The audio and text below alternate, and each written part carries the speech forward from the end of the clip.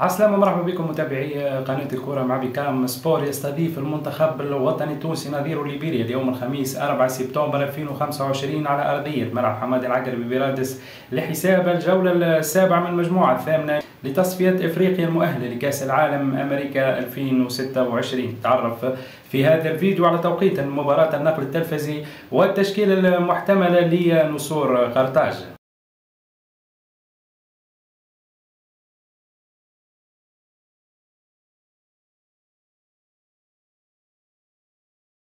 تنطلق صافرة بداية المباراة في تمام الساعة 8 بتوقيت تونس، المغرب والجزائر 10 بتوقيت مصر. هذا وتمتلك شبكة SSC السعودية حقوق بث مباريات التصفيات الإفريقية المؤهلة لكأس العالم 2026، وتذاع مباراة تونس وليبيريا على قنواتها، كما سيتم إذاعة المباراة على القناة الوطنية داخل تونس. المتوقع أن يعتمد سامي الطرابلسي على تشكيلة فيها كل من أيمن دحمان في حراسة المرمى، في الدفاع يتواجد كل من الطالب مرياح، علي العابدي ويان فاليري. في خط الوسط نلقاو كل من العيدوني بن رمضان وحنا بعل المجبري. خط الهجوم إلياس سعد، إلياس العاشوري رأس حربة بين حازم المستوري وفراس الشواط. هذا ويحتل المنتخب الوطني التونسي صدارة المجموعة ب 16 نقطة، فيما يحتل المنتخب الليبيري المرتبة الثالثة ب10 نقاط فقط. مباراة مهمة جدا للمنتخب الوطني التونسي في درب التأهل لمونديال أمريكا. إن شاء الله المباراة هذه تنتهي بفوز المنتخب الوطني التونسي،